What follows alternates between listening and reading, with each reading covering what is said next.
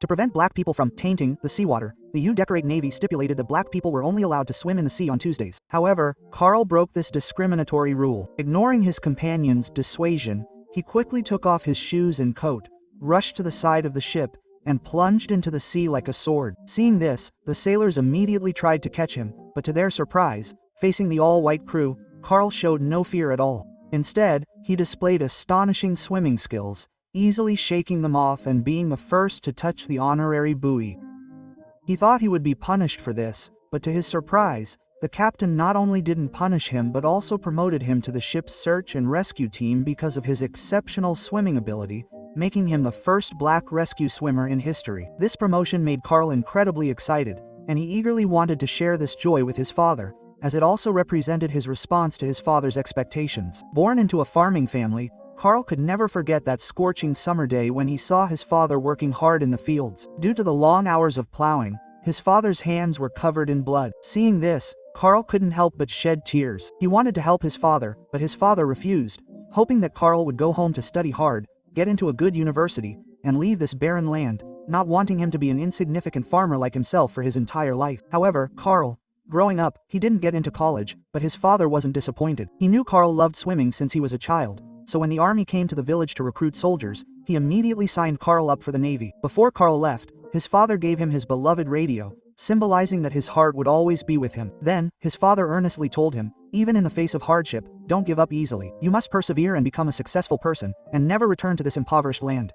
Quote, thus, with his father's expectations, Carl embarked on his journey to join the army. He thought he could make a name for himself in the army, but he didn't expect reality to be so different from his ideals. On his first day of enlistment, he was assigned to the galley, because in the 1950s American Navy, black soldiers only had 3 options on a warship: working in the galley, doing menial tasks, or deserting and going home. His black companions had long been accustomed to this discrimination, but Carl insisted on challenging the status quo. On that sweltering afternoon, disregarding the unwritten rule that black people were not allowed to swim in the sea on Tuesdays, he still went swimming. Because of his amazing swimming speed, he unexpectedly gained the captain's appreciation and was promoted to a lifeguard. Overjoyed, Carl quickly wrote a letter to his father to share the good news, but unexpectedly, the plane carrying the letter crashed shortly after takeoff. Seeing this, the captain quickly sent divers to search underwater. Soon, the plane's pilot was brought ashore, but the co-pilot was still missing and his fate unknown. The captain quickly sent another diver to search, but unexpectedly, the safety rope, due to years of disrepair, broke. The divers were forced to fall into the sea before they even had time to prepare. At this time, the other divers who were ordered to dive had not yet completed their preparations, but were urged by the captain to go down to the sea to rescue them. This scene was witnessed by the chief diver, Billy. He couldn't just stand by and watch his comrades lose their lives, so he directly disregarded the captain's orders and went into the sea to rescue them without wearing protective gear. Although his rescue mission was ultimately successful, because he went into the sea without wearing protective gear, his body couldn't withstand the immense water pressure and he suffered from decompression sickness. Therefore, this man, in the prime of his life, could no longer dive, and was also stripped of his position as chief diver for disobeying the captain's orders, becoming a diving instructor at the diving school. However, Carl, who witnessed Billy's heroic act, was greatly moved and determined that Billy was the hero he wanted to be. So he asked the captain to recommend him to the diving school for training. But the captain thought Carl was dreaming, because the diving school had never accepted black soldiers. But unable to resist Carl's repeated pleas, he finally agreed to write a letter of recommendation for Carl. The rest was up to Carl's own efforts. Thus, with the help of the letter of recommendation,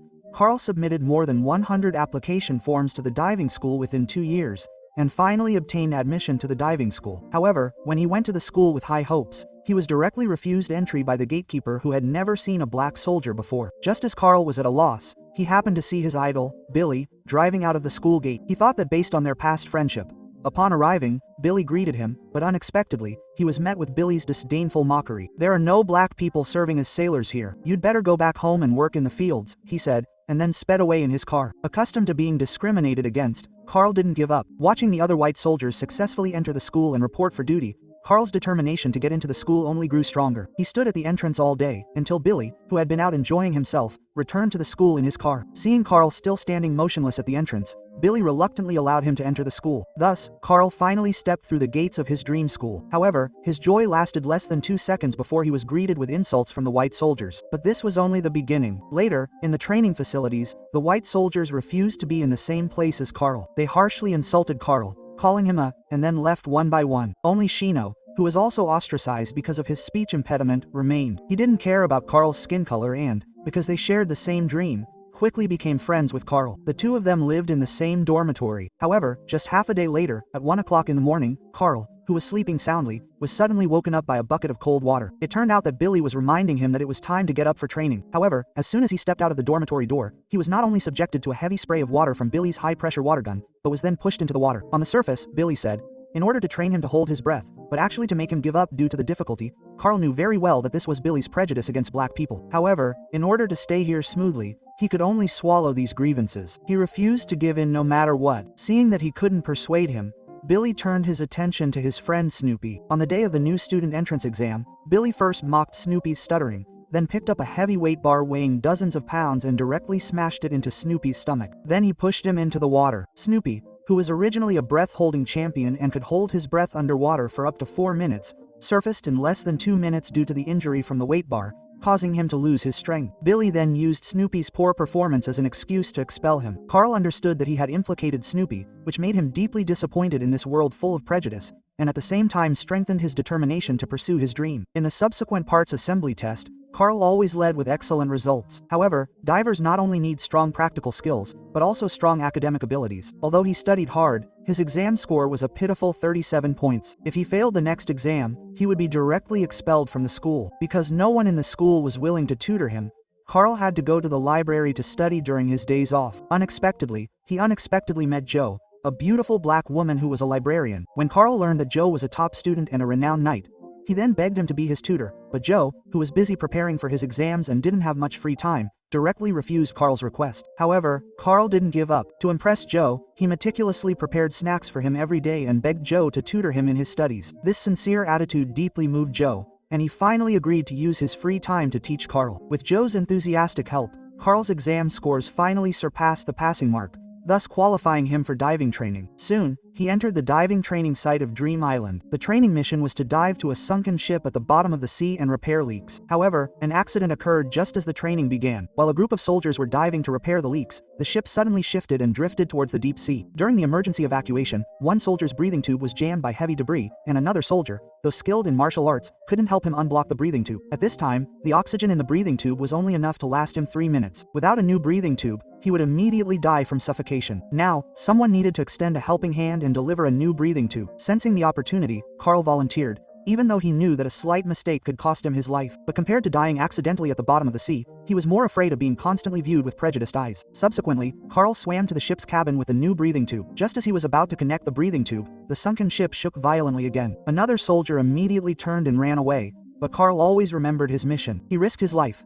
Continuing their mission, they persevered through the chaotic and dark environment, eventually successfully performing the organ transplant on the soldier. Afterward, the school organized an award ceremony, but the one being honored was not Carl, who had risked his life to save the soldier, but the white soldier who had escaped the magic circle. Although Carl was extremely resentful of this, he didn't lose faith. He remembered his father's teachings: never give up easily, and always strive to be superior to others. He still wanted to make his father proud and show him his achievements, but shortly afterward, he unexpectedly received news of his father's death due to illness. This made the usually strong Carl burst into tears. Since he didn't have any close friends to confide in, he called Jo and arranged to meet him at a bar that night to drown his sorrows in alcohol. However, the moment Carl stepped into the bar, the black owner bluntly told him that the place was already full and that he should go to another bar. The soldier who had stolen his credit even viciously told him to get out. Seeing all this, Billy came up to him and mocked, "Don't think that just because you saved a white soldier, you can act tough around us." Then he lit the pipe that General MacArthur had given him and proudly boasted about the achievements he had accomplished while serving under MacArthur. Carl firmly believed that he was definitely much stronger than Billy. This statement instantly angered Billy,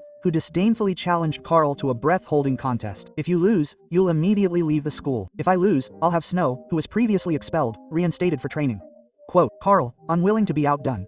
Heartened by the challenge, Carl and Billy, amidst the onlookers, put on their diving helmets and began the competition. At 1 minute and 15 seconds, both looked at each other with disdain, as if nothing was wrong. At 2 minutes and 25 seconds, they still remained calm and composed, not even blinking. However, at 3 minutes and 10 seconds, their expressions were no longer relaxed.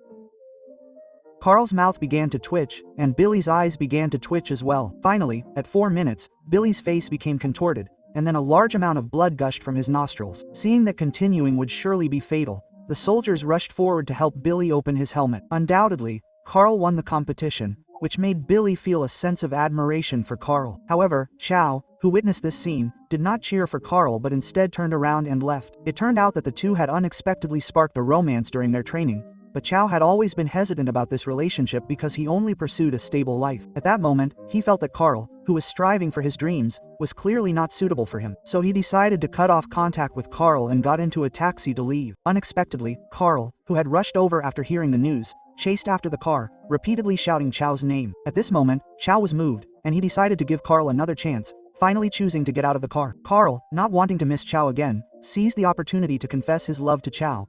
"I don't want to lose you again. I love you, Chow." The heartfelt confession moved Joe to tears, and he excitedly embraced Carl. That night, the two officially confirmed their romantic relationship. While Carl was celebrating his newfound love, his good friend, Billy, was also basking in the glory of his own success, thanks to Carl's help. Just when Carl thought everything was going well, he was completely unaware that a greater crisis was looming. Soon, the news of his and Billy's rivalry reached the principal's ears, instantly enraging him. He couldn't accept the fact that a black man was outperforming a white man, and he certainly wouldn't allow a black man to graduate from his school. So, before the graduation exam, he threatened Billy, saying, "If you dare let Carl pass this exam, I will fire you." Helpless, Billy could only find Carl and tell him not to participate in the final exam, because they wouldn't hire a black man as a diver. But Carl resolutely refused to give up, even insulting Billy, saying, "You're just an outdated diver. What right do you have to lecture me?" This instantly enraged Billy. He grabbed the radio left by Carl's father and smashed it on the ground. However, when he saw a picture of Carl's father next to the radio, he realized how foolish he had been. But the principal's pressure still forced him to take a stand. He sincerely advised Carl,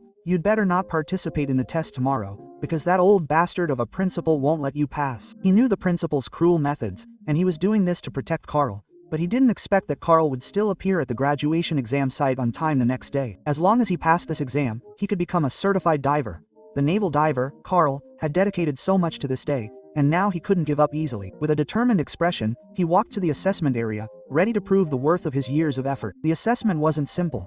After diving underwater, they would receive a package full of parts, and then they only needed to assemble a correct base frame underwater. Although there was no time limit for the assessment, the icy water temperature wouldn't allow the soldiers to stay underwater for too long. As the soldiers successfully completed their dives one by one, the parts were dropped to the seabed in batches. But when it was Carl's turn, under the subtle hints of the headmaster, Billy had someone cut open Carl's tool bag and then threw the bag directly into the sea. Thus, a large number of small parts were scattered sparsely on the seabed. Carl was stunned when he saw this, but he didn't give up. Instead, he dived to the seabed and slowly groped around, searching for the parts. As time passed, the soldiers came ashore one after another. 4 hours later, the last soldier completed the assessment, but Carl had only just finished collecting the scattered parts. By this time, it was getting dark, and the dim visibility underwater, coupled with his constantly declining physical strength, still couldn't break Carl's resolve. He continued assembling the frame until late at night. By then, he had been underwater for 9 hours. Billy didn't want to see Carl lose his life because of this, so he begged the headmaster to bring Carl ashore. However, the headmaster resolutely refused, because he wanted to use Carl's life to warn those black people that this was the consequence of trying to rise above their station. Seeing that he couldn't persuade the headmaster, Billy had no choice but to. Through the walkie-talkie, Carl gave up, but at that moment, Carl had already identified himself as a diver, so he had to complete the assembly test. His spirit immediately infected everyone on the shore, and even Billy Yee reached out to help. Ignoring the principal's roaring threats of expulsion, he ordered the soldiers to immediately pull Carl ashore. However, before anyone could move, the rope of the diving suit suddenly slipped down. When everyone pulled the rope up, the other end of the rope was tied to a fully assembled diving suit. At this moment, everyone present was greatly shocked. Then, Carl, who had completed the test, slowly came ashore. Although he was almost unconscious at this point, he still met the principal's prejudiced gaze with a determined look. At this moment, he not only passed the test but also won the respect of everyone present. Soon, it was graduation day. Carl came to the dormitory to pack his belongings and suddenly found that his father's radio had been repaired and placed on the bed. Carl knew that this was Billy's silent apology to him, and he had finally won the respect of this devilish instructor through his abilities. Time flew by, and several years later, Carl and Chow had a happy family, and he had also successfully become an excellent diver. One day, he received a challenging mission: to dive into the sea to salvage a sunken nuclear bomb. If the mission was successfully completed, he would receive the highest honor for a diver and become the chief diver. This was an opportunity he had always dreamed of. Then, he eagerly dived into the deep sea. After a careful underwater search, he quickly successfully found the target nuclear bomb, but just as the rope was slowly lifting the nuclear bomb, an accident suddenly occurred. The rope, unable to bear the weight of the nuclear bomb, snapped, and the bomb plummeted back into the sea. The rope on the ship was also pulled down by the bomb, and the immense inertia ripped the iron hook from the other end. The quick-thinking Carl pushed away the two white soldiers beside him, but his leg was severed by the iron hook. Although his leg was successfully reattached through surgery, he could only walk with crutches afterward. This meant he could no longer pursue his diving career. A few days later, the colonels, led by Hank, came to the hospital to visit Carl. They all advised Carl to retire and enjoy life at home, but Carl was unwilling to give up because he had worked so hard to get here, and now he was only one step away from becoming the chief diver. How could he give up so easily? After much deliberation, Carl boldly stated his idea. "I've decided to have my leg amputated, and I hope to return to my original position after passing the evaluation." He had previously seen a pilot return to duty with a prosthetic leg. Upon hearing Carl's idea, Colonel Hank was greatly shocked. He flatly refused Carl's request, because it was impossible to complete deep-sea diving missions with only one leg. Even the bridge crew tried to dissuade Carl from choosing amputation, but the stubborn Carl still insisted on his idea, just like when he insisted on passing the underwater assessment. All this was for his father's words. "Even if it's difficult, don't give up easily. You must persevere to the end and become a successful person." Quote. Finally, after completing the amputation surgery, Carl put on a prosthetic leg and began. The training was grueling, and with the loss of a leg, his balance was far worse than before. He even struggled to complete basic jump rope exercises, falling to the ground repeatedly with each attempt. Frustrated, Carl angrily punched his prosthetic leg, only to hear a familiar voice suddenly say, "My brother, how did you end up like this?" It was his old friend, Instructor Billy, who had come to see him. Billy had been dismissed by the principal for helping Carl pass the previous assessment, and was now teaching at a third-rate naval school. But he had been silently following Carl's progress. When he learned of Carl's injury through television, he rushed to help Carl one last time. He told Carl that if he wanted to regain his position, he had to bypass the lower ranks and go directly to the highest level, passing a formal assessment in front of everyone to prove his ability to return to duty at the Naval Academy. To help Carl, Billy used his connections to reach out to naval personnel and secure a fair hearing. Then, he used reporters to create public pressure, successfully securing 4 weeks of training time for Carl. After all this, he once again became Carl's instructor. But now, he was no longer the harsh instructor he used to be. He patiently guided Carl through every movement, helping him with his training and rehabilitation. With his help, Carl gradually adapted better and better to his prosthetic leg. Soon, 4 weeks passed, and the fair assessment committee arrived. That morning, after putting on his prosthetic leg, Carl looked at the radio his father had left him, determined to pass this assessment. He walked resolutely towards the meeting room, while Billy, who was accompanying him, was stopped at the door. However, the lack of his friend's support did not diminish Carl's confidence in winning this fair assessment. As soon as Carl entered the room, he was deliberately challenged by Hank. Hank made a big deal out of the fact that he only had one leg, arguing that at nearly 40 years old and with only one leg, he couldn't possibly compare to those younger soldiers. But Carl didn't get angry. Instead, he calmly replied that their physical fitness was inferior to his. Hank then pulled out his trump card. He had someone bring in a new type of naval diving combat equipment. This equipment weighed an astonishing 290 pounds. Then, with a smug look, Hank told Carl that if he could put it on and walk 12 steps independently, he would admit that Carl was capable of resuming his position. If he was afraid, he should just go home and sleep. At this moment, Billy, ignoring the guards at the door, burst into the meeting room. He angrily accused Hank of being unreasonable, saying that a normal person wearing this diving suit could only walk 5 steps at most. If Carl wore it, his leg might be crushed. Carl, of course, knew this, but for the sake of his dream, he could only accept this unreasonable demand. He then put on the diving suit, preparing for the next step. According to regulations, a soldier could help Carl stand up, but Hank stopped them. When Billy asked him where this regulation came from, Hank smugly replied, "I just wrote it." Helpless, Carl had to try to stand up on his own. Even this simple act of standing up consumed most of his energy. With all his strength, he moved forward, but after only 2 steps, his face was already covered in large beads of sweat. Yet, he still endured the physical strain, gritting his teeth and pushing forward, because he had to use his own strength to thoroughly humiliate Hank. By the 6th step, his armor began to make cracking sounds. When he reached the 8th step, the immense weight caused the armor to suddenly break, causing Carl to lose his balance and almost fall. Just as he was about to collapse, Billy quickly shouted at him, "Brother, this isn't about what you owe me. Now spread your legs." Quote. With Billy's encouragement, Carl endured the pain and spread his legs again, slowly and painstakingly moving forward step by step. When he took his last step, everyone present fell silent. When he took off his helmet, his entire body was drenched in sweat. Finally, Hank could only announce that he could return to his original position. At that moment, Carl couldn't help but shed tears of joy. His perseverance also earned him thunderous applause from the audience. Everyone congratulated him, and Billy was no exception. He saluted Carl and then silently turned and left the crowd. Years later, Carl finally realized his dream and fulfilled his promise to his father, becoming a respected chief petty officer. This is the story of Carl Brashear, portrayed by Cuba Gooding Jr. and Robert De Niro, in the 2000 drama film Men of Honor. The most touching aspect of the film is how it uses the simplest way to show the weight of a son's belief.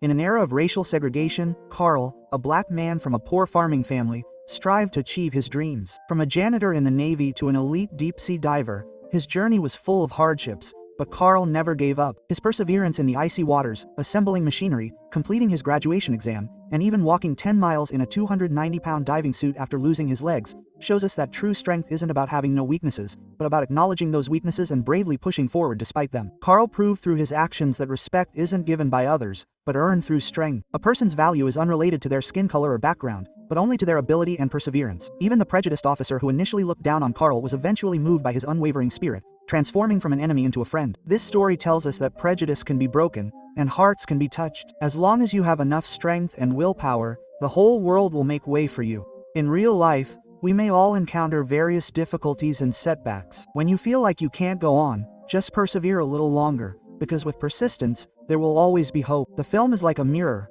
reflecting the weakness and strength deep within each of us. Perhaps life is hard and fate is unpredictable, but as long as you persevere and have unwavering courage, everything will eventually turn out all right. That's all for today's movie sharing. Please like, comment, and share. I'm Shark, and I look forward to seeing you next time.